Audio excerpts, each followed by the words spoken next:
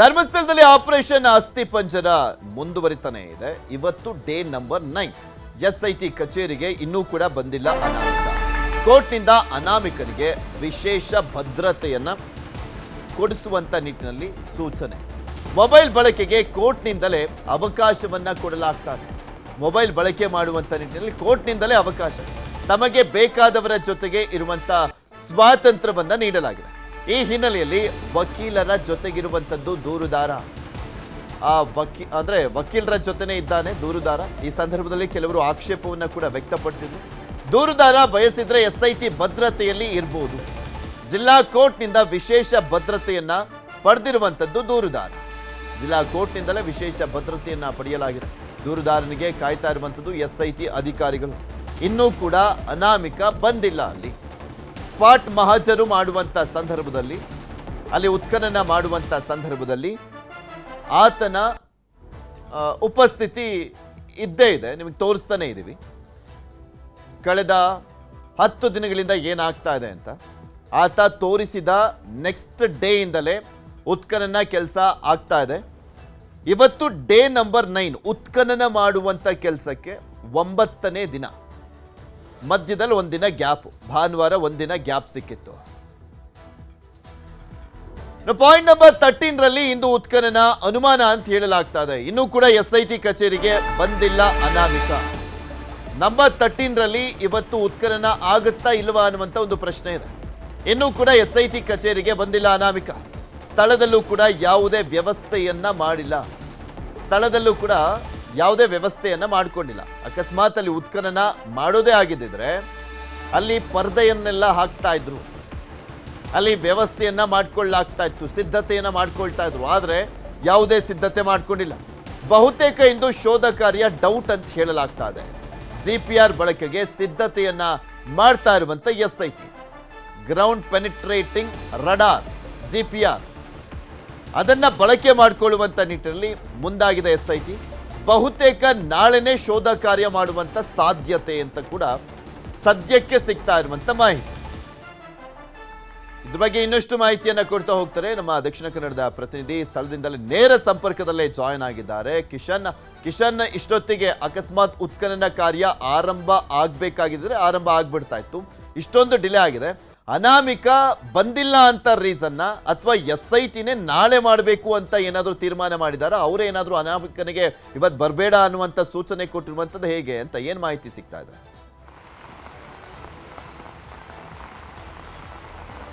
ಪೃಥ್ವಿ, ಸಾಕಷ್ಟು ಕಾರಣಗಳನ್ನು ಈ ವಿಚಾರದಲ್ಲಿ ನಾವು ಶಂಕೆ ಮಾಡಬಹುದು. ಯಾಕೆಂದರೆ ಸುಮಾರು 1 ಗಂಟೆ ಆದರೂ ಕೂಡ ಅನಾಮಿಕ ವ್ಯಕ್ತಿ ಇನ್ನೂ ಕೂಡ ಎಸ್ಐಟಿ ಕಚೇರಿಗೆ ಬಂದಿಲ್ಲ. ಮತ್ತೊಂದು ಕಡೆ 13ನೇ ಸ್ಪಾಟನ್ನು ಹೇಗೆ ಉತ್ಖನನ ಮಾಡೋದು, ಅದು ಬಹಳಷ್ಟು ಈಗ ಡೌಟ್ಫುಲ್ ಆಗಿ ಬರ್ತಾ ಇದೆ. ಮತ್ತು ಎಸ್ಐಟಿ ಈ ಬಗ್ಗೆ ಒಂದು ಅಂತಿಮವಾಗಿ ನಿರ್ಧಾರವನ್ನು ಕೈಗೊಂಡಂತೆ ಕಾಣ್ತಾ ಇಲ್ಲ. ಎಸ್ಐಟಿ ಮೂಲಗಳು ಹೇಳ್ತಾ ಇರುವಂಥ ಮಾಹಿತಿ ಪ್ರಕಾರವಾಗಿ ಮೊಹಂತಿ ಅವರು ಸ್ಪಾಟ್ ನಂಬರ್ 13ನಲ್ಲಿ GPR ಸಿಸ್ಟಮನ್ನು ಬಳಸಿ ಆನಂತರವಾಗಿ ಉತ್ಖನನ ಮಾಡೋಕ್ಕೆ ತೀರ್ಮಾನವನ್ನು ಮಾಡಿದ್ದಾರೆ. ಯಾಕಂದರೆ ಇದಕ್ಕೆ ಹಲವು ಭೌಗೋಳಿಕ ಕಾರಣಗಳು ಕೂಡ ಇದೆ. ಹತ್ತಿರದಲ್ಲೇ ನೇತ್ರಾವತಿಯ ಅಣೆಕಟ್ಟಿರುವಂಥದ್ದು ಮತ್ತು ಆತ ಗುರುತು ಮಾಡಿರುವಂತಹ ಸ್ಪಾಟ್ ನಂಬರ್ 13ನ ವ್ಯಾಪ್ತಿಯಲ್ಲಿ 4-5 ವಿದ್ಯುತ್ ಕಂಬಗಳಿವೆ, ಟ್ರಾನ್ಸ್ಫರ್ ಕಂಬಗಳಿವೆ. ಹಾಗಾಗಿ ಇನ್ ಕೇಸ್ ಹಿಟಾಚಿ ಮೂಲಕವಾಗಿ ಉತ್ಖನನ ಮಾಡಿದರೆ ಒಂದು ಅಣೆಕಟ್ಟಿಗೆ ಡ್ಯಾಮೇಜ್ ಆಗ್ಬೋದು ಮತ್ತು ವಿದ್ಯುತ್ ಕಂಬಗಳಿಗೆ ಕೂಡ ಡ್ಯಾಮೇಜ್ ಆಗ್ಬೋದು. ಈ ನಿಟ್ಟಿನಲ್ಲಿ GPR ಸಿಸ್ಟಮನ್ನು ಬಳಸೋಕ್ಕೆ ತೀರ್ಮಾನವನ್ನು ಮಾಡಿದ್ದಾರೆ. ಆದರೆ ಇದಕ್ಕೆ ಪೂರ್ಣ ಅನುಮತಿ ಸಿಕ್ಕಿರುವಂಥದ್ದು. ಮೇಲಾಧಿಕಾರಿಗಳು ಯಾವುದೇ ಅನುಮತಿಯನ್ನು ಇಲ್ಲಿ ತನಕ ಕೊಟ್ಟಿಲ್ಲ. ಈ ಹಿನ್ನೆಲೆಯಲ್ಲಿ ಆ ರೆಡಾರನ್ನು ಬಳಸೋದು ಮತ್ತೆ ಚರ್ಚೆಯಲ್ಲಿರುವಂಥ ವಿಚಾರವಾಗಿದೆ. ಮತ್ತು ಆ ರೆಡಾರನ್ನು ಎಲ್ಲಿಂದ ತರಬೇಕು, ಹೇಗೆ ತರಬೇಕು, ಅದಕ್ಕೆ ವ್ಯಯವಾಗುವಂಥ ಖರ್ಚು ಎಷ್ಟು, ಅದು ಕೂಡ ಈಗ ಸಾಕಷ್ಟು ಚರ್ಚೆಯಲ್ಲಿ ಆಗ್ತಾ ಇರುವಂಥದ್ದು. ಈ ನಿಟ್ಟಿನಲ್ಲಿ SIT ಅಧಿಕಾರಿಗಳು ಈಗಾಗಲೇ ಒಂದು ಮಾತುಕತೆಯಲ್ಲಿದ್ದಾರೆ. ರೆಡಾರನ್ನು ಬಳಸೋದಾದರೂ ಕೂಡ ಅದು ಯಾವಾಗ ಬಳಸಬೇಕು ಅನ್ನೋದ್ರ ಬಗ್ಗೆ. ಮತ್ತೊಂದು ಕಡೆ ಬೆಳ್ತಂಗಡಿಯ SIT ಕಚೇರಿಯಲ್ಲಿ AC ಸ್ಟೆಲ್ಲಾ ವರ್ಗೀಸ್ ಸೇರಿದಂತೆ ಎಲ್ಲ ಅಧಿಕಾರಿಗಳು ಕೂಡ ಇದ್ದಾರೆ. ಆದರೆ ಇನ್ನೂ ಕೂಡ ಅನಾಮಿಕ ವ್ಯಕ್ತಿ ಬಂದಿಲ್ಲ. ಅನಾಮಿಕ ವ್ಯಕ್ತಿಗೆ SIT ಅಧಿಕಾರಿಗಳು ಸೂಚನೆ ಕೊಟ್ಟ ಬಳಿಕವಷ್ಟೇ ಬರುವಂತಹ ಸಾಧ್ಯತೆಗಳು ಕೂಡ ಇದೆ. ಮೊಹಂತಿ ಅವರು ಮಂಗಳೂರಲ್ಲೇ ವಾಸ್ತವ್ಯ ಇದ್ದಾರೆ ಮತ್ತು ಇಲ್ಲಿನ SIT ಅಧಿಕಾರಿಗಳ ಜೊತೆ ಮಾತುಕತೆಯನ್ನು ಮಾಡ್ತಾ ಇದ್ದಾರೆ. ಹಾಗಾಗಿ ಉತ್ಖನನ ಪ್ರಕ್ರಿಯೆ ಹೇಗೆ ಮಾಡುವುದು, ಯಾವ ರೀತಿಯಾಗಿ ಮಾಡುವುದು ಎಂಬುದು ಚರ್ಚೆಯಾದ ಬಳಿಕ, ನಿರ್ಧಾರವಾದ ಬಳಿಕ ಮತ್ತೆ ಅನಾಮಿಕನನ್ನು ಕರ್ಕೊಂಡು ಬರುವಂತಹ ಸಾಧ್ಯತೆಗಳು ಈಗ ಸದ್ಯಕ್ಕಿರುವಂಥದ್ದು. ಸಾಮಾನ್ಯವಾಗಿ ಬೆಳಗ್ಗೆ 11:30ಕ್ಕೆ ಅನಾಮಿಕ ವ್ಯಕ್ತಿಯನ್ನು ಸ್ಪಾಟ್ಗಳಿಗೆ SIT ಅಧಿಕಾರಿಗಳು ಕರೆತಂದಿದ್ದು, ನಿನ್ನೆ ಸುಮಾರು ಮಧ್ಯಾಹ್ನ 1 ಗಂಟೆ ವೇಳೆಗೆ ಕರೆತಂದಿದ್ರು. ಆದರೆ ಇವತ್ತು 1 ಗಂಟೆ ಆದರೂ ಕೂಡ ಅನಾಮಿಕ ವ್ಯಕ್ತಿ SIT ಕಚೇರಿಗೆ ಬಂದಿಲ್ಲ. ಈ ನಿಟ್ಟಿನಲ್ಲಿ ಇವತ್ತು ಉತ್ಖನನ ಆಗೋದು ಬಹಳಷ್ಟು ಡೌಟ್ ಅಂತ ಕಾಣಿಸ್ತಾ ಇದೆ. ಮತ್ತು ಇವತ್ತು ಮಳೆಯ ವಾತಾವರಣ ಇರೋ ಕಾರಣಕ್ಕಾಗಿ ಹಿಟಾಚಿಯಲ್ಲೂ ಕೂಡ ಅಥವಾ ಮಾನವ ಶ್ರಮದ ಮೂಲಕವೂ ಉತ್ಖನನ ಮಾಡೋದು ಅದು ಅಸಾಧ್ಯವಾದ ಮಾತು. ಈ ನಿಟ್ಟಿನಲ್ಲಿ ರೆಡಾರನ್ನು ಬಳಸೋಕೆ ಅಂತಿಮವಾದ ನಿರ್ಧಾರವನ್ನು ಆದ ಬಳಿಕ ಅನಾಮಿಕನಿಗೆ ಮತ್ತೆ ಬುಲಾವು ಕೊಡುವಂಥ ಸಾಧ್ಯತೆಗಳು ಸದ್ಯಕ್ಕೆ ಕಾಣ್ತಾ ಇರುವಂಥದ್ದು. Prithviraj. Kishan, ground penetrating radar ಅಂದ್ರೆ GPR ಅನ್ನ ಪರ್ಟಿಕ್ಯುಲರ್ಲಿ 13ನೇ ನಂಬರ್ನ ಸ್ಪಾಟ್ನ ಉತ್ಖನನ ಮಾಡಲಿಕ್ಕೆ ಮಾತ್ರ ಬಳಸಲಾಗ್ತಾ ಇದೆಯಾ ಅನ್ನುವಂಥ ಒಂದು ಪ್ರಶ್ನೆ ಸಹಜವಾಗಿ ಉದ್ಭವಿಸುವಂಥದ್ದು.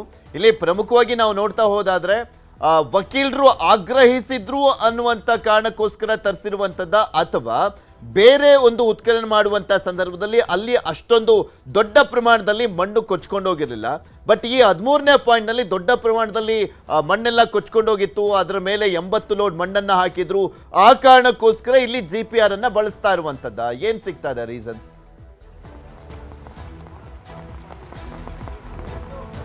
ಪೃಥ್ವಿ, ವಕೀಲರ ಆಗ್ರಹದ ಮೇರೆಗೆ SIT ಈ ನಿರ್ಧಾರವನ್ನು ಕೈಗೊಂಡಂತೆ ಈಗ ಕಾಣ್ತಾ ಇಲ್ಲ. ಯಾಕಂದರೆ ಸ್ಪಾಟ್ ನಂಬರ್ 5ರ ಉತ್ಖನನ ಸಂದರ್ಭದಲ್ಲೇ ವಕೀಲರ ತಂಡ ಒಂದು ಬೇಡಿಕೆಯನ್ನು ಇಟ್ಟಿದ್ದು GPR ಸಿಸ್ಟಮನ್ನು ಬಳಸಬೇಕಂತೇಳಿ. ಆದರೆ ಆವಾಗ SIT ತಂಡ ಹೇಳ್ತಾ ಇರುವಂಥದ್ದು ಇಲ್ಲ, 12 ಸ್ಪಾಟ್ನವರೆಗೆ ಕೂಡ ಮಾನವ ಶ್ರಮದ ಮೂಲಕವೇ ನಾವು ಉತ್ಖನನ ಮಾಡ್ತೀವಿ, ಅಗತ್ಯ ಬಿದ್ದರೆ ಮಾತ್ರ ಹಿಟಾಚಿಯ ಬಳಕೆಯನ್ನು ಮಾಡ್ತೀವಿ ಎಂಬ ನೇರವಾದ ಮಾತುಗಳನ್ನು SIT ಹೇಳಿತು. ಆದರೆ 13ನೇ ಸ್ಪಾಟಲ್ಲಿ ಯಾಕೆ GPR ಸಿಸ್ಟಮ್ ಅನ್ನೋದು ಬಹಳಷ್ಟು ಕುತೂಹಲಕಾರಿ ಸಂಗತಿ. ಆದರೆ ಇದಕ್ಕೆ SIT ಮೂಲಗಳು ಕೊಡ್ತಾ ಇರುವಂಥ ಮಾಹಿತಿ, ಈ ಭಾಗದಲ್ಲಿ 2019ನೇ ಇಸವಿಯಲ್ಲಿ ಭಾರಿ ಪ್ರವಾಹ ಕಂಡು ಬಂದಂಥ ಹಿನ್ನೆಲೆಯಲ್ಲಿ 13ನೇ ಸ್ಪಾಟ್ ಸಂಪೂರ್ಣವಾಗಿ ನಾಮಾವಶೇಷ ಆಗಿತ್ತು. ಇಲ್ಲಿನ ಮಣ್ಣು ಕೊಚ್ಚಿಕೊಂಡು ಹೋಗಿತ್ತು. ಆ ನಂತರದ ವರ್ಷಗಳಲ್ಲಿ ಸಾಕಷ್ಟು ಅಭಿವೃದ್ಧಿ ಕಾಮಗಾರಿಗಳು ಕೂಡ ಆಗಿದೆ. ಅಜಿಕಿರಿ ಎಂಬಲ್ಲಿ ಸಂಪರ್ಕ ಮಾಡುವಂಥ ರಸ್ತೆಯ ಪಕ್ಕದಲ್ಲೇ ಸ್ಪಾಟ್ ನಂಬರ್ 13 ಕೂಡ ಇರುವಂಥದ್ದು. ಹಾಗಾಗಿ ಅಲ್ಲಿ ರಸ್ತೆ ಅಗಲೀಕರಣ ಆಗಿದೆ ಮತ್ತು ತಡೆಗೋಡೆಗಳನ್ನು ಕಟ್ಟಲಾಗಿದೆ, ಪಾರ್ಕಿಂಗ್ ವ್ಯವಸ್ಥೆಗಳನ್ನು ಕೂಡ ಮಾಡಲಾಗಿದೆ. ಈ ಹಿನ್ನೆಲೆಯಲ್ಲಿ ಹಲವು ಭೌಗೋಳಿಕ ವಿನ್ಯಾಸಗಳನ್ನು ಸ್ಪಾಟ್ ನಂಬರ್ 13ನಲ್ಲಿ ಮಾಡಲಾಗಿದೆ. ಹಿಟಾಚಿಯಲ್ಲಿ ಸುಮಾರು 10 ಫೀಟ್ನವರೆಗೆ ಅಗೆದ್ರೆ ಪಕ್ಕದಲ್ಲೇ ನೇತ್ರಾವತಿಯ ಡ್ಯಾಮ್ ಇರುವಂಥದ್ದು. ಆ ಡ್ಯಾಮಲ್ಲಿ ನೀರಿನ ಹರಿವಿನ ಪ್ರಮಾಣ ಕೂಡ ಜಾಸ್ತಿ ಆಗ್ತಾ ಇದೆ. ಈ ನಿಟ್ಟಿನಲ್ಲಿ ಡ್ಯಾಮ್ಗೆ ಏನಾದರೂ ಅಪಾಯ ಆಗ್ಬೋದೆಂಬ ಆತಂಕ ಕೂಡ SITಗೆ ಇರುವಂಥದ್ದು. ಇದರ ಜೊತೆಗೆ ನೇರವಾಗಿ ಅಜಿಕುರಿ ಮತ್ತು ಜೋಡಿಸ್ತಾನ ಮುಂತಾದ ರಸ್ತೆಗಳಿಗೆ ಸಂಪರ್ಕ ಮಾಡುವಂಥ ರಸ್ತೆ ಇದು ಮತ್ತು ಆ ಭಾಗದ ಎಲ್ಲ ಮನೆಗಳಿಗೆ ವಿದ್ಯುತ್ ಸಂಪರ್ಕ ಆಗಬೇಕಾದ್ರೆ ಇದೇ ಭಾಗದಿಂದ ಹೋಗಬೇಕು. ಈ ನಿಟ್ಟಿನಲ್ಲಿ ಆ ವಿದ್ಯುತ್ ಕಂಬಗಳಿಗೆ ಹಾನಿಯಾದರೂ ಕೂಡ ಸಾಕಷ್ಟು ಮನೆಗಳಿಗೆ ವಿದ್ಯುತ್ ವ್ಯತ್ಯಯ ಕೂಡ ಆಗುತ್ತೆ.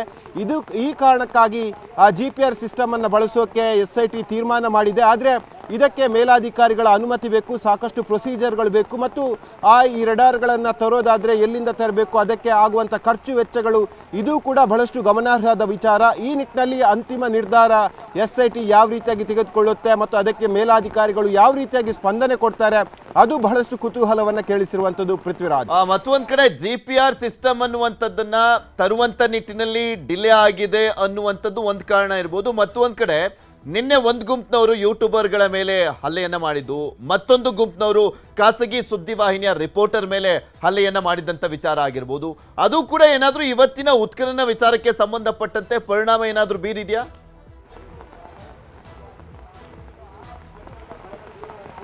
ಸದ್ಯಕ್ಕೆ ಆ ಮಾಹಿತಿಗಳು ಬರ್ತಾ ಇಲ್ಲ. ಯಾಕೆಂದರೆ ನಿನ್ನೆ ಆದಂಥ ದಾಳಿ ಅದು SIT ಅಧಿಕಾರಿಗಳು ಇಲ್ಲಿಂದ ಅನಾಮಿಕ ವ್ಯಕ್ತಿಯನ್ನು ಬೆಳ್ತಂಗಡಿಯ SIT ಕಚೇರಿಗೆ ಕೊಂಡು ಹೋದ ನಂತರವಾಗಿ ಸಂಜೆ ಸುಮಾರು 6:30ರ ನಂತರವಾಗಿ ಆದಂಥ ಘಟನೆ. ಯೂಟ್ಯೂಬರ್ಗಳು ಬಿಗ್ ಬಾಸ್ ಸ್ಪರ್ಧಿ ರಜತ್ ಎಂಬುವರನ್ನು ಇಂಟರ್ವ್ಯೂ ಮಾಡ್ತಾ ಇರುವಂಥ ಸಂದರ್ಭದಲ್ಲಿ ಪಾಂಗಳ ಕ್ರಾಸಲ್ಲಿ ಎಂಬ ಅಲ್ಲಿ ಹಲ್ಲೆ ಆಗಿರುವಂಥದ್ದು.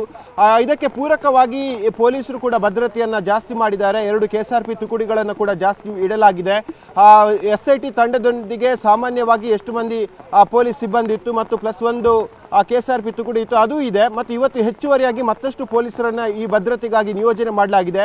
ನಿನ್ನೆಯ ಗಲಾಟೆಯ ಕಾರಣಕ್ಕಾಗಿ ಇವತ್ತು 13ರನ್ನು ಸ್ಕಿಪ್ ಮಾಡಿದ್ದಾರೆ ಅಂತ ಹೇಳೋಕ್ಕಾಗಲ್ಲ. ಆದರೆ ವಿವಿಧ ಕಾರಣ ಅಂದರೆ ಒಂದು ಭೌಗೋಳಿಕವಾಗಿ ಆಗುವಂಥ ಸವಾಲುಗಳಾಗಿರ್ಬೋದು ಮತ್ತು ಈ ಭಾಗದಲ್ಲಿ ಉತ್ಖನನ ಮಾಡಬೇಕಾದ್ರೆ ಹಲವು ಅಪಾಯಗಳು ಕೂಡ ಇರುವಂಥದ್ದು. ಈ ನಿಟ್ಟಿನಲ್ಲಿ SIT ಇವತ್ತು ಈ ಉತ್ಖನನ ಕಾರ್ಯವನ್ನು ಸ್ಕಿಪ್ ಮಾಡೋದು ಅಥವಾ ನಾಳೆ ಮುಂದುವರಿಸೋದು ಅಥವಾ ರೆಡಾರ್ ಬಂದ ಬಳಿಕ ಅದನ್ನು ಪೂರ್ಣ ಪ್ರಮಾಣದಲ್ಲಿ ಉತ್ಖನನ ಮಾಡೋದು, ಈ ರೀತಿಯ ಚಿಂತನೆಗಳನ್ನು ಸದ್ಯಕ್ಕೆ SIT ತಂಡ ಮಾಡ್ತಾ ಇರುವಂಥದ್ದು. ಪೃಥ್ವಿರಾಜ್. ಧರ್ಮಸ್ಥಳದಲ್ಲಿ ಶವಗಳ ಹೂತಿಟ್ಟ ಆರೋಪದ ವಿಚಾರಕ್ಕೆ ಸಂಬಂಧಪಟ್ಟಂತೆ SIT ಕಚೇರಿಗೆ ಆಗಮಿಸಿರುವಂಥದ್ದು ಅನಾಮಿಕ ವ್ಯಕ್ತಿ ವಕೀಲರ ಜೊತೆಗೆ ಆಗಮಿಸಿದ್ದಾನೆ. ದೂರುದಾರ ಬೆಳ್ತಂಗಡಿಯ SIT ಕಚೇರಿಗೆ ಬಂದಿರುವಂಥದ್ದು ಅನಾಮಿಕ. ಇಷ್ಟು ತನಕ ಬಂದಿರಲಿಲ್ಲ, ಆ ಕಾರಣಕ್ಕೋಸ್ಕರನೇ ಉತ್ಖನನ ಇವತ್ತು ಆಗ್ತಾ ಇಲ್ಲ ಅಂತ ಹೇಳಲಾಗ್ತಾ ಇತ್ತು. ಈಗ ಅನಾಮಿಕ ವ್ಯಕ್ತಿ ಬಂದಿರುವಂಥ ಹಿನ್ನೆಲೆಯಲ್ಲಿ ಈಗೇನಾದರೂ ಅಲ್ಲಿ ಉತ್ಖನನ ಮಾಡುವಂಥ ನಿಟ್ಟಿನಲ್ಲಿ ಸಿದ್ಧತೆ ಮಾಡಿಕೊಳ್ಳಾಗುತ್ತಾ ಗೊತ್ತಿಲ್ಲ. ಒಟ್ಟಿನಲ್ಲಿ ಆತ ಎಂದಿನಂತೆ ವಕೀಲರ ಜೊತೆಗೆ ಇವತ್ತು ತಡವಾಗಿ ಬಂದಿರುವಂಥದ್ದು SIT ಕಚೇರಿಗೆ. ಅನಾಮಿಕ ವ್ಯಕ್ತಿ ತನ್ನ ವಕೀಲರ ಜೊತೆ ಬಂದಿದ್ದಾನೆ. ಇದ್ರ ಬಗ್ಗೆ ಇನ್ನಷ್ಟು ಮಾಹಿತಿಯನ್ನು ಪಡ್ಕೊಳ್ಳೋಣ. ಕಿಶನ್, ಈಗ ಅನಾಮಿಕ ವ್ಯಕ್ತಿ ಬಂದಿದ್ದಾನೆ, ಈಗ ಆಲ್ರೆಡಿ SIT ಕಚೇರಿಗೆ ಬಂದಿರುವಂಥದ್ದು, ಇವತ್ತು ಲೇಟಾಗೇ ಬಂದಿರುವಂಥದ್ದು. ಈತ ಬಂದಂಥ ಹಿನ್ನೆಲೆಯಲ್ಲಿ ಈಗೇನಾದರೂ ಸಿದ್ಧತೆಯನ್ನು ಮಾಡ್ಕೊಳ್ಳಾಗುತ್ತಾ ಅಥವಾ ಇವತ್ತು ಉತ್ಖನನ ಮಾಡ್ದಲೇ ಇನ್ನಷ್ಟು ವಿಚಾರಣೆಯನ್ನು ಮಾಡುವಂಥ ಸಾಧ್ಯತೆ ಇದೆಯಾ? ಏನಾದರೂ ಮಾಹಿತಿ ಸಿಗ್ತಾ ಇದೆಯಾ ಇದ್ರ ಬಗ್ಗೆ?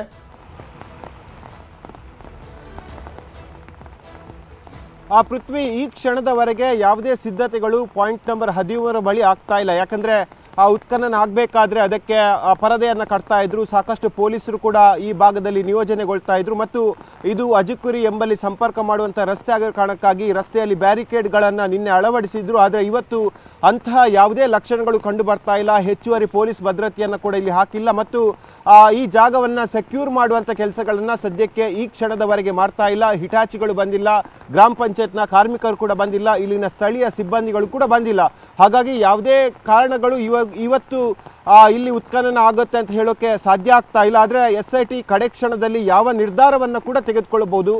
ನಿನ್ನೆಯೂ ಕೂಡ ಅಷ್ಟೇ ಕಡೆ ಕ್ಷಣದಲ್ಲಿ ಪಾಯಿಂಟ್ ನಂಬರ್ 11/A ಅನ್ನು ಉತ್ಖನನ ಮಾಡೋದಾಗಿ SIT ತೀರ್ಮಾನ ಮಾಡಿತ್ತು. 13 ಕಡೆ ಕ್ಷಣದಲ್ಲಿ ಸ್ಕಿಪ್ ಮಾಡಿತ್ತು. ಹಾಗಾಗಿ ಇವತ್ತು SITಯ ನಿರ್ಧಾರ ಯಾವ ರೀತಿಯಾಗಿರುತ್ತೆ ಅನ್ನೋದು ಬಹಳಷ್ಟು ಕುತೂಹಲಕಾರಿ ಸಂಗತಿ. ಈಗ ಅನಾಮಿಕ ವ್ಯಕ್ತಿ SIT ಕಚೇರಿಗೆ ಬಂದಂಥ ಹಿನ್ನೆಲೆಯಲ್ಲಿ ಆತನನ್ನು ವಿಚಾರಣೆ ಮಾಡ್ತಾರಾ ಅಥವಾ ಬೇರೆ ಜಾಗಗಳಿಗೆ ಕರ್ಕೊಂಡು ಹೋಗ್ತಾರಾ, ಇದು ಕೂಡ ನಾವು ಊಹೆ ಮಾಡೋಕ್ಕೆ ಸಾಧ್ಯ ಇಲ್ಲ. ಯಾಕಂದರೆ SIT ಅಧಿಕಾರಿಗಳು ಸಾಕಷ್ಟು ಇಂಟರ್ನಲ್ ಆಗಿ ಕೆಲಸವನ್ನು ಮಾಡ್ತಾ ಇರುವಂಥದ್ದು, ಜೊತೆಗೆ ಹಲವು ಗೌಪ್ಯ ಮಾಹಿತಿಗಳನ್ನು ಕೂಡ ಸಂಗ್ರಹ ಮಾಡ್ತಾ ಇದ್ದಾರೆ.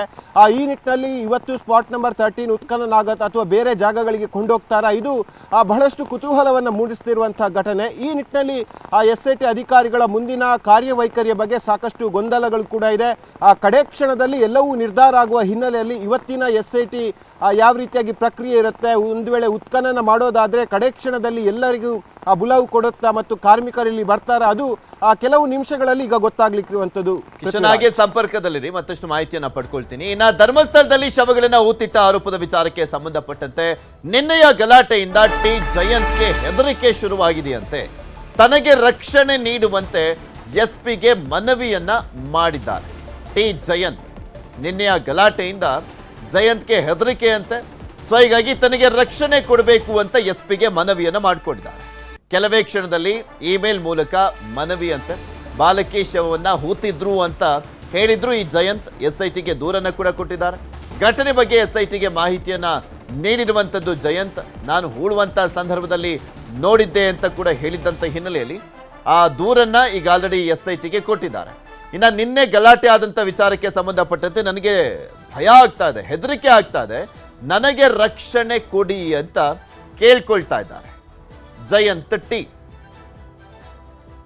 ಇಮೇಲ್ ಮೂಲಕ SPಗೆ ನನಗೆ ರಕ್ಷಣೆ ಬೇಕು ಅಂತ ಮನವಿಯನ್ನ ಮಾಡಿಕೊಳ್ಳಿದ್ದಾರಂತೆ. ಇವರ ಮನವಿಗೆ ಸ್ಪಂದಿಸಲಾಗುತ್ತಾ ನೋಡೋಣ. ಯಾಕೆಂದರೆ ಈ ಹಿಂದೆನೂ ಕೂಡ ಕೆಲವರು ನಮಗೆ ಜೀವ ಭಯ ಇದೆ ಅದು ಇದು ಅಂತೆಲ್ಲ ಹೇಳ್ಕೊಂಡಿದ್ರು. ಬಟ್ ಅಂಥವ್ರ ಮೇಲೆ ಯಾವುದೇ ರೀತಿಯಾದಂಥ ಹಲ್ಲೆಗಿಲ್ಲ ಎಲ್ಲ ಆಗಿರಲಿಲ್ಲ. ಕೆಲವು ಹೋರಾಟಗಾರರು ಇದ್ರು, ಅವ್ರು ಮಾತನಾಡುವಂಥ ಸಂದರ್ಭದಲ್ಲೆಲ್ಲ ಹೇಳ್ಕೊಂಡಿದ್ರು ನಮಗೆ ಜೀವ ಬೆದರಿಕೆ ಇದೆ ಅಂತೆಲ್ಲ. ಅಂದರೆ ಅಂಥವ್ರ ಮೇಲೆ ಯಾವತ್ತೂ ಅಟ್ಯಾಕ್ ಅಂತೂ ಆಗಿಲ್ಲ ಸದ್ಯಕ್ಕೆ, ಈಗ ಈ ಕ್ಷಣದವರೆಗೂ ನಾವು ನೋಡೋದಾದರೆ. ಆದರೆ ನಿನ್ನೆ ಯೂಟ್ಯೂಬರ್ಗಳ ಮೇಲೆ ಒಂದು ಗುಂಪು ಹಲ್ಲೆ ಮಾಡ್ತು, ಮತ್ತೊಂದು ಗುಂಪು ಖಾಸಗಿ ಚಾನೆಲ್ನ ರಿಪೋರ್ಟರ್ ಮೇಲೆ ಹಲ್ಲೆಯನ್ನು ಮಾಡಿತ್ತು.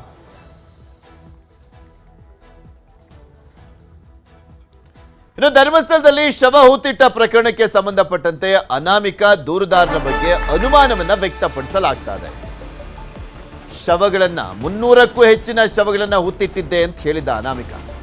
ಇದುವರೆಗೂ ಕಂಪ್ಲೀಟ್ ಆಗಿ ಒಂದೇ ಒಂದು ಅಸ್ಥಿ ಪಂಜರ ಸಿಕ್ಕಿಲ್ಲ. ಕಂಪ್ಲೀಟ್ ಆಗಿ ಅಸ್ಥಿ ಪಂಜರದ ಅವಶೇಷಗಳು ಮಾತ್ರ ಸಿಕ್ಕಿರುವಂಥದ್ದು. 12 ಸ್ಪಾಟ್ನ ಉತ್ಖನನ ಆದರೂ ಕೂಡ. ಇನ್ನು ದೂರುದಾರನ ಬಗ್ಗೆ ಅನುಮಾನವನ್ನು ವ್ಯಕ್ತಪಡಿಸಲಾಗಿದೆ. SIT ವಶದಲ್ಲೇ ಇಟ್ಟುಕೊಳ್ಬೇಕು ಅಂತ ಆಗ್ರಹಿಸಲಾಗ್ತದೆ. SITಗೆ ದೂರು ನೀಡಿರುವಂಥದ್ದು ಶ್ಯಾಮ್ ಸುಂದರನ್ ಅವರು. ಬೆಳ್ತಂಗಡಿಯ ನಡ ಗ್ರಾಮದ ಶ್ಯಾಮ್ ಸುಂದರ ವಕೀಲರು ಖಾಸಗಿ ವ್ಯಕ್ತಿಗಳ ಜೊತೆ ಬಿಡಬಾರ್ದು ಆತನನ್ನ ಅಂತ ಆಗ್ರಹಿಸಲಾಗ್ತಾ ಇದೆ. ಅನಾಮಿಕ ವ್ಯಕ್ತಿ ತನ್ನ ವಕೀಲರ ಜೊತೆ ಮಂಗಳೂರಿನಲ್ಲಿ ಹೋಗಿ ರೂಮ್ನಲ್ಲಿ ನೆಲೆಸಿದ್ದಾನೆ ಅನ್ನುವಂಥ ಮಾಹಿತಿ ಇತ್ತು. ಆದರೆ ಕೆಲ ದಿನಗಳಿಂದ ಈ ಅನಾಮಿಕ ವ್ಯಕ್ತಿ ಉಜಿರೆಯ ಖಾಸಗಿ ವ್ಯಕ್ತಿಯ ಮನೆಯಲ್ಲಿ ಉಳಿದುಕೊಳ್ಳುವಂಥದ್ರ ಬಗ್ಗೆ ಮಾಹಿತಿ ಇದೆ. ವಕೀಲರು ಖಾಸಗಿ ವ್ಯಕ್ತಿಗಳ ಬಳಿ ಬಿಟ್ಟರೆ ನಿಷ್ಪಕ್ಷಪಾತ ತನಿಖೆ ಹೇಗೆ ನಡೀಲಿಕ್ಕೆ ಸಾಧ್ಯ ಅಂತ ಶ್ಯಾಮ್ ಸುಂದರ್ ಅನ್ನೋರು ಪ್ರಶ್ನೆಯನ್ನ ಮಾಡಿದ್ದಾರೆ. SIT ವಶದಲ್ಲೇ ಇರಲಿ ಆ ಅನಾಮಿಕಾ ಅಂತ ಅವರು ಈಗ ಆಗ್ರಹಿಸ್ತಾ ಇದ್ದಾರೆ. ಧರ್ಮಸ್ಥಳದಲ್ಲಿ ಅಸ್ಥಿ ಪಂಜರಗಳಿಗಾಗಿ ಶೋಧ, ತನಿಖೆ ನೆಪದಲ್ಲಿ ಹಿಂದೂ ಧಾರ್ಮಿಕ ಭಾವನೆಗೆ ಧಕ್ಕೆಯನ್ನ ತರಲಾಗ್ತಾ ಇದೆ ಅಂತ ಕಾರ್ಕಳದ ಶಾಸಕ ಸುನಿಲ್ ಕುಮಾರ್ ಅವರು ಟ್ವೀಟ್ ಅನ್ನ ಮಾಡಿದ್ದಾರೆ. ತನಿಖೆ ನೆಪದಲ್ಲಿ ಹಿಂದೂ ಧಾರ್ಮಿಕ ಭಾವನೆಗೆ ಧಕ್ಕೆ ಅಂತ ಅದು ಹೇಗೆ ಅಂತ ಹೇಳ್ಬೇಕಪ್ಪ ಸುನಿಲ್ ಕುಮಾರ್ ಅವರು. ಮೇ ಬಿ ಬಿಜೆಪಿ ಅವ್ರಿಗೆಲ್ಲ ಈ ಗೊಂದಲ ಹಿಂಗೆ ಕಂಟಿನ್ಯೂ ಆಗ್ತಾನೆ ಇರಬೇಕು ಅನ್ನುವಂಥ ಮನಸ್ಥಿತಿನ ಅಂತ, ಇದೇ ರೀತಿಯ ಕಂಟಿನ್ಯೂ ಆಗ್ತಾ ಇರಬೇಕು ಅಂತ.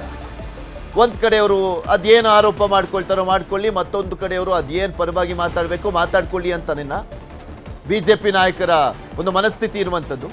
ಧಾರ್ಮಿಕ ಕೇಂದ್ರಗಳ ವಿರುದ್ಧ ಅಪಪ್ರಚಾರ ಸಹಿಸಲ್ಲ, ತನಿಖೆ ಜನರ ನಂಬಿಕೆಯನ್ನ ಘಾಸಿಗೊಳಿಸುವಂತೆ ಇರಬಾರ್ದು, ಸರ್ಕಾರ ಈ ವಿಚಾರ ಗಮನದಲ್ಲಿಟ್ಟುಕೊಳ್ಬೇಕು, ಜನರು ಬೀದಿಗೆ ಇಳಿಯುವ ಸಂದರ್ಭ ಸೃಷ್ಟಿಯಾಗಿರಲಿ ಅಂತ ಹೇಳಿದ್ದಾರೆ. ಸರಿ, ತನಿಖೆ ಯಾವ ರೀತಿಯಾಗಿ ಘಾಸಿಗೊಳಿಸ್ತಾ ಇದೆ ಅಂತ ಹೇಳಬೇಕಲ್ಲ ಸುನಿಲ್ ಕುಮಾರ್ ಅವರು ಕೂಡ ಈಗ ಬಿಜೆಪಿಲಿ ಒಬ್ಬರು ಪ್ರಮುಖರಪ್ಪ, ಹೇಗೆ ಅಂತ ಹೇಳಬೇಕಲ್ಲ. SIT ತುಂಬಾ ಪಾರದರ್ಶಕವಾಗಿ ಈ ವಿಚಾರಕ್ಕೆ ಸಂಬಂಧಪಟ್ಟಂತೆ ಹೇಳೋದಾದ್ರೆ ತುಂಬಾ ಪಾರದರ್ಶಕವಾಗಿ ತನಿಖೆಯನ್ನ ಮಾಡ್ತಾ ಇದ್ದಾರೆ. ಯಾರಿಗೂ ಯಾವುದೇ ಗೊಂದಲ ಇರಬಾರ್ದು ಅನ್ನುವಂಥ ನಿಟ್ಟಿನಲ್ಲಿ ಆ ಗೊಂದಲ ನಿವಾರಿಸುವಂತ ಕೆಲಸವನ್ನ ಕೂಡ ಮಾಡ್ತಾ ಇದ್ದಾರೆ. ಇಂಥ ಸಂದರ್ಭದಲ್ಲಿ ಇವರು ಬೇರೆ ಸುನಿಲ್ ಕುಮಾರ್ ಅವರು ಭಾವನೆಗಳಿಗೆ ಧಕ್ಕೆ ಅಂತ.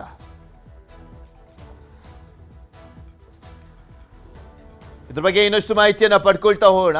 ನಮ್ಮ ಪ್ರತಿನಿಧಿ ಕಿಶನ್ ನಮ್ಮ ಜೊತೆ ನೇರ ಸಂಪರ್ಕದಲ್ಲೇ ಇದ್ದಾರೆ. ಕಿಶನ್, ಒಂದ್ ಕಡೆ ಜಯಂತ್ಗೆ ಭಯ ಶುರುವಾಗಿದೆಯಂತೆ, ಸೊ ನನಗೆ ರಕ್ಷಣೆ ಬೇಕು ಅಂತ ಕೋರ್ತಾ ಇದ್ದಾರೆ. ಮತ್ತು ಒಂದ್ ಕಡೆ ಶ್ಯಾಮ್ ಸುಂದರ್ ಅನ್ನೋರು SIT ವಶದಲ್ಲೇ ಇಟ್ಕೊಬೇಕು ಅನಾಮಿಕನನ್ನ, ಇಲ್ಲ ಅಂದ್ರೆ ಈ ಪ್ರಕರಣ ಬೇರೆ ಸ್ವರೂಪವನ್ನ ಪಡೆದುಕೊಳ್ಳುವಂತ ಸಾಧ್ಯತೆ ಅನ್ನುವಂಥದ್ರ ಬಗ್ಗೆ ಅಂದ್ರೆ ಅವರು ಕೂಡ ಪತ್ರವನ್ನ ಬರೆದಿರುವಂಥದ್ದು. ಇದನ್ನು ಯಾವ ರೀತಿಯಾಗಿ ನೋಡ್ತಾ ಇದೆ SIT ಅಂತ?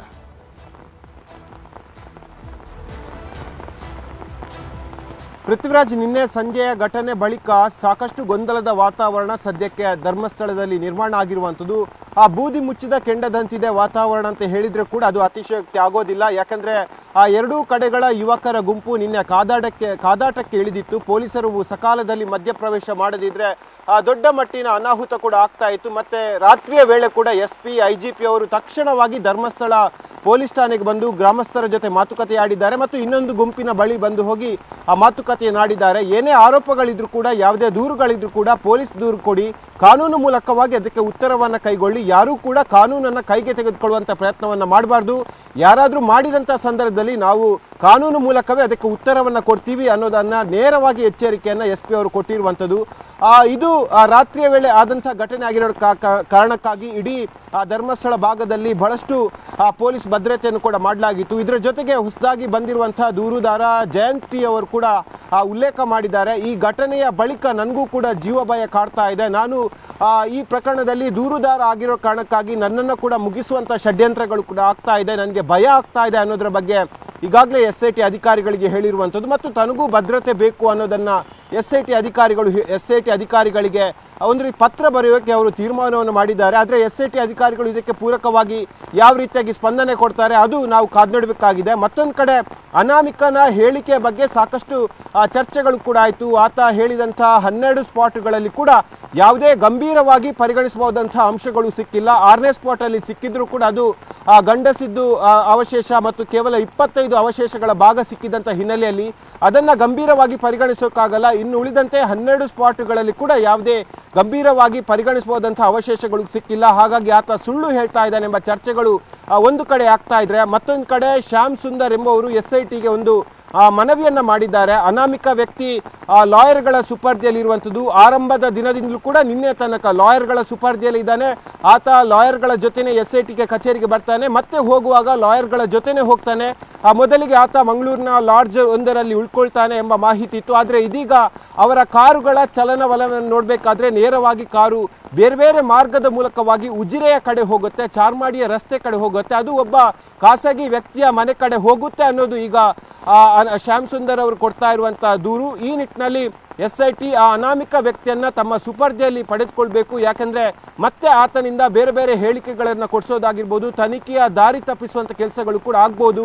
ಈ ನಿಟ್ಟಿನಲ್ಲಿ ಖಾಸಗಿ ವ್ಯಕ್ತಿಗಳ ಸುಪರ್ದಿಯಲ್ಲಿ ಆತ ಇರೋ ಬದಲು SIT ಅವರು ಅವರೇ ಅವನನ್ನ ವಶದಲ್ಲಿ ಇಟ್ಕೊಳ್ಬೇಕು, ಆತನನ್ನು ಅವರ ಜೊತೆಯಲ್ಲೇ ಇಟ್ಕೊಂಡು ಇಂಥ ಸ್ಥಳಗಳಿಗೆ ಕರ್ಕೊಂಡು ಬರಬೇಕು, ತನಿಖೆಯನ್ನು ಮಾಡಬೇಕೆಂಬ ದೂರನ್ನು ಕೊಟ್ಟಿರುವಂಥದ್ದು. ಇದನ್ನು SIT ಪರಿಗಣನೆಗೆ ತೆಗೆದುಕೊಂಡಿದೆ. ಈ ರೀತಿಯಾಗಿ ತನಿಖೆಗೆ ಅಡ್ಡಿ ಮಾಡುವಂಥ ಕೆಲಸಗಳು ಅಥವಾ ಈ ಒತ್ತಡ ಹೇರುವಂಥ ಕೆಲಸಗಳು ಆದರೆ ಅದಕ್ಕೆ ಸೂಕ್ತ ರೀತಿಯ ಕ್ರಮವನ್ನು ಕೈಗೊಳ್ತೀವಿ ಎಂಬ ಹಿಂಬರವನ್ನು ಪಡೆದು ಈಗ ಶ್ಯಾಮ್ ಸುಂದರ್ ಅವರಿಗೆ ಕೊಟ್ಟಿರುವಂಥದ್ದು. ಈ ನಿಟ್ಟಿನಲ್ಲಿ ಹಲವು ಚರ್ಚೆಗಳು ಸದ್ಯಕ್ಕೆ ಧರ್ಮಸ್ಥಳ ಭಾಗದಲ್ಲಿ ಆಗ್ತಾ ಇರುವಂಥದ್ದು. ಪೃಥ್ವಿ, ಇವತ್ತು ಕ್ಲೈಮ್ಯಾಕ್ಸ್ ಹಂತಕ್ಕೆ ಈ ಪ್ರಕರಣ ಬಂದಿದೆ ಅಂತ ಭಾವಿಸಲಾಗಿತ್ತು. ಆದರೆ ಈ ಕ್ಷಣದ ಬೆಳವಣಿಗೆ ನೋಡಬೇಕಾದ್ರೆ ಮತ್ತಷ್ಟು ದಿನ ಈ ಪ್ರಕರಣ ಮುಂದುವರಿಯುವಂಥ ಸಾಧ್ಯತೆಗಳು ಕೂಡ ಇದೆ. ಒಂದು ಕಡೆ ಲಾ ಆ್ಯಂಡ್ ಆರ್ಡರ್ ಇಶ್ಯೂ ಆದರೆ ಮತ್ತೊಂದು ಕಡೆ ಅನಾಮಿಕನ ಹೇಳಿಕೆಯ ಸತ್ಯಾಸತ್ಯತೆ ಬಗ್ಗೆ ಕೂಡ ಚರ್ಚೆಗಳು ಈಗ ಆಗ್ತಾ ಇರುವಂಥದ್ದು. ಪೃಥ್ವಿರಾಜ್, ನೋಡೋಣ ಏನಾಗುತ್ತೆ ಅನ್ನುವಂಥದ್ದನ್ನ. ಧರ್ಮಸ್ಥಳದಲ್ಲಿ ಶವಗಳನ್ನ ಹೂತಿಟ್ಟಿರುವಂತ ಕೇಸ್ನ ವಿಚಾರಕ್ಕೆ ಸಂಬಂಧಪಟ್ಟಂತೆ ಈ ಆರೋಪಗಳು ಏನ್ ಬಂದಿದೆ ಅದೇ ವಿಚಾರದ ಬಗ್ಗೆ ಸಚಿವ ಸಂಪುಟ ಸಭೆಯಲ್ಲಿ ಧರ್ಮಸ್ಥಳದ ವಿಚಾರ ಚರ್ಚೆ ಆಗಿದೆ. ಸಚಿವ ಸಂಪುಟಕ್ಕೆ ಗೃಹ ಸಚಿವ ಪರಮೇಶ್ವರ್ ಅವರು ಮಾಹಿತಿಯನ್ನ ಕೊಟ್ಟಿದ್ದಾರೆ. ಯಾವ ರೀತಿಯಾಗಿ ತನಿಖೆ ಆಗ್ತಾ ಇದೆ, ಇದುವರೆಗೂ ಆ ತನಿಖೆ ಯಾವ ರೀತಿಯ ಪ್ರಗತಿಯನ್ನ ಕಂಡಿದೆ, ಇದ್ರ ಬಗ್ಗೆ ಮಾಹಿತಿಯನ್ನ ಕೊಟ್ಟಿರುವಂಥದ್ದು ಗೃಹ ಸಚಿವರು. SIT ಧರ್ಮಸ್ಥಳದಲ್ಲಿ ತನಿಖೆಯನ್ನ ಮಾಡ್ತಾ ಇದೆ. ಅನಾಮಿಕ ತೋರಿಸಿದಂಥ ಸ್ಥಳಗಳಲ್ಲಿ ಶೋಧವನ್ನ ಮಾಡಲಾಗ್ತಾ ಇದೆ. 6ನೇ ಸ್ಪಾಟ್ ಅಲ್ಲಿ ಅಸ್ಥಿ ಪಂಜರದ ಅವಶೇಷ, ಇನ್ನ 11A ನಂಬರ್ನಲ್ಲಿ ಅಸ್ಥಿ ಪಂಜರ ಸಿಕ್ಕಿದೆ ಅನ್ನುವಂಥದ್ರ ಬಗ್ಗೆ ಅವರು ಮಾಹಿತಿ ಕೊಡ್ತಾ ಇರುವಂಥದ್ದು. ಪತ್ತೆ ಆಗಿರುವಂಥ ಅಸ್ಥಿ ಪಂಜರ ಪರಿಶೀಲನೆಗೆ ಕಳಿಸಲಾಗಿದೆ. ನಿನ್ನೆ ಸ್ವಲ್ಪ ಘರ್ಷಣೆ ಆಗಿದೆ, ಪೊಲೀಸರು ಹತೋಟಿಗೆ ತಂದಿದ್ದಾರೆ, ಭದ್ರತೆ ಹೆಚ್ಚು ಮಾಡುವಂತೆ ಸೂಚನೆಯನ್ನ ಕೊಟ್ಟಿದ್ದೇನೆ ಅಂತ ಕ್ಯಾಬಿನೆಟ್ ಸಭೆಯಲ್ಲಿ ಗೃಹ ಸಚಿವರು ಮಾಹಿತಿಯನ್ನ ಕೊಟ್ಟಿರುವಂಥದ್ದು. ಅಲ್ಲಿ ಪರಿಸ್ಥಿತಿ ಸೂಕ್ಷ್ಮವಾಗದಂತೆ ಕ್ರಮವನ್ನು ಕೈಗೊಳ್ಳಬೇಕು ಅಂತ ಸೂಚನೆಯನ್ನ ಕೊಟ್ಟಿದ್ದೇನೆ ಅಂತ ಕೂಡ ಹೇಳಿದ್ದಾರೆ. ಸನ್ನಿವೇಶ ಬೇರೆ ಬೇರೆ ರೀತಿಯಲ್ಲಿ ಕ್ರಿಯೇಟ್ ಆದಂತೆ ಕಾಣಿಸ್ತಾ ಇದೆ. ಎಲ್ಲವನ್ನು ಪೊಲೀಸರು ನಿಯಂತ್ರಣಕ್ಕೆ ತಂದಿದ್ದಾರೆ. ಸಭೆಯಲ್ಲಿ ಮಾಹಿತಿಯನ್ನ ಕೊಟ್ಟಿದ್ರು ಗೃಹ ಸಚಿವ ಪರಮೇಶ್ವರ್ ಅವರು. ಕ್ಯಾಬಿನೆಟ್ ಸಭೆ ನಡೀತಾ ಇದೆಯಲ್ಲ ಇವತ್ತು, ಈ ಸಂದರ್ಭದಲ್ಲಿ ಈ ವಿಚಾರಗಳು ಕೂಡ ಪ್ರಸ್ತಾಪ ಆಗಿದೆ. ಪ್ರಸ್ತಾಪ ಆದಂಥ ಸಂದರ್ಭದಲ್ಲಿ ಗೃಹ ಸಚಿವರು ಏನೇನೆಲ್ಲ ಇದುವರೆಗೂ ತನಿಖೆಯಲ್ಲಿ ಪ್ರಗತಿ ಕಂಡಿದೆ, ತನಿಖೆ ಯಾವ ರೀತಿಯಾಗಿ ಆಗಿದೆ, ಏನು ಸಿಕ್ಕಿದೆ ಇಷ್ಟು ದಿನ ಆಗದಂಥ ಗುಂಡಿಲಿ, ಅದೆಲ್ಲದ್ರ ಬಗ್ಗೆ ಮಾಹಿತಿಯನ್ನು ನೀಡಿದರು. ಇದ್ರ ಬಗ್ಗೆ ಇನ್ನಷ್ಟು ಮಾಹಿತಿಯನ್ನು ಕೊಡ್ತಾ ಹೋಗ್ತಾರೆ ನಮ್ಮ ಪ್ರತಿನಿಧಿ ಕೃಷ್ಣ ನಮ್ಮ ಜೊತೆ ಸಂಪರ್ಕದಲ್ಲಿ ಜಾಯ್ನ್ ಆಗಿದ್ದಾರೆ. ಕೃಷ್ಣ, ಇವತ್ತು ಕ್ಯಾಬಿನೆಟ್ ಸಭೆಯಲ್ಲೂ ಕೂಡ ಧರ್ಮಸ್ಥಳದ ವಿಚಾರ ಚರ್ಚೆ ಆಯ್ತಂತಲ್ಲ, ಯಾವ ರೀತಿಯಾಗಿ ಈ ಚರ್ಚೆ ಆಯಿತು ಮತ್ತೆ ಏನೇನೆಲ್ಲ ಕ್ಲಾರಿಟಿಯನ್ನು ಕೊಡುವಂಥ ಕೆಲಸವನ್ನ ಗೃಹ ಸಚಿವರು ಮಾಡಿದ್ರು? ಪೃಥ್ವಿರಾಜ್, ಈಗಾಗಲೇ ಈ ಒಂದು ಪ್ರಕರಣದ ಬಗ್ಗೆ ಯಾವುದೇ ಸರ್ಕಾರಗಳಿಗೂ ಅಷ್ಟೊಂದು ಆಸಕ್ತಿಯನ್ನು ತೋರಿರಲಿಲ್ಲ. ಆದ್ರೆ ಕಾಂಗ್ರೆಸ್ ಸರ್ಕಾರ ಎಲ್ಲೋ ಒಂದ್ ಕಡೆ ಇದ್ರ ಬಗ್ಗೆ ಒಂದು ಸೂಕ್ಷ್ಮತೆಯನ್ನು ಅರ್ಥ ಮಾಡ್ಕೊಳ್ಬೇಕು, ಜನರಿಗೆ ತಿಳಿಸಬೇಕು ಅನ್ನೋ ನಿಟ್ಟಿನಲ್ಲಿ ಈಗಾಗಲೇ ತನಿಖೆಯನ್ನು ಆರಂಭ ಮಾಡಿದೆ. ಅದಕ್ಕೆ ಒಂದಷ್ಟು ಚರ್ಚೆಗಳು ಕೂಡ ಇತ್ತು, ಮತ್ತೆ ಸಚಿವರುಗಳು ಕೂಡ ಗೊಂದಲ ಕೂಡ ಇತ್ತು. ಹಾಗಾಗಿನೇ ಇವತ್ತು ಗೃಹ ಸಚಿವರಾಗಿರ್ತಕ್ಕಂಥ ಪರಮೇಶ್ವರ್ ಅವರು ಆ ಸಚಿವ ಸಂಪುಟ ಸಭೆ ಆರಂಭ ಆಗೋಕ್ಕೂ ಮುಂಚಿತವಾಗಿನೇ ಈ ಒಂದು ಪ್ರಕರಣದ ಬಗ್ಗೆ ಸಭೆಯಲ್ಲಿ ಒಂದು ಮಾಹಿತಿಯನ್ನು ಕೊಟ್ಟಿರುವಂತದ್ದು. ಈಗಾಗಲೇ ಪರಮೇಶ್ವರ್ ಅವರು ಕೂಡ DG ಅವರನ್ನ ವಿಧಾನಸೌಧಕ್ಕೆ ಕರೆಸಿಕೊಂಡು ಪ್ರಕರಣದ ಬಗ್ಗೆ ಸಂಪೂರ್ಣವಾದಂತಹ ವಿವರವನ್ನು ಕೂಡ ತೆಗೆದುಕೊಂಡಿದ್ರು. ಆ ಒಂದು ವಿವರವನ್ನ ಈಗ ಸಚಿವ ಸಂಪುಟ ಸಭೆಯಲ್ಲಿ ಮಂಡಿಸೋದ್ರ ಮುಖಾಂತರವಾಗಿ ಒಂದಷ್ಟು ಪ್ರಸ್ತಾಪವನ್ನು ಮಾಡಿರುವಂತದ್ದು. ಮತ್ತೆ ಈಗಾಗಲೇ ಅಲ್ಲಿ ಏನೋ ಒಬ್ಬ ಅನಾಮಿಕ ಇದ್ದಾನೆ, ಅವನು ಒಂದಷ್ಟು ಗುರುತುಗಳನ್ನ ಏನು ಹೇಳಿದ್ದ, ಅದ್ರ ಬಗ್ಗೆ ಈಗಾಗಲೇ ಅಲ್ಲಿ SIT ಅಧಿಕಾರಿಗಳು ಕೂಡ ಅದನ್ನ ಅಗ್ದಿರುವಂತ ಸಂದರ್ಭದಲ್ಲಿ ಒಂದಷ್ಟು ಮೂಳೆಗಳು ಸಿಕ್ಕಿರುವಂತದ್ದು, ಒಂದು ಅಸ್ಥಿ ಪಂಜರ ಕೂಡ ಸಿಕ್ಕಿರುವಂತದ್ದು. ಅದ್ರ ಬಗ್ಗೆ ಮಾಹಿತಿಗಳನ್ನು ಕೂಡ ಈಗಾಗಲೇ ಪರಮೇಶ್ವರ್ ಕೊಟ್ಟಿದ್ದಾರೆ.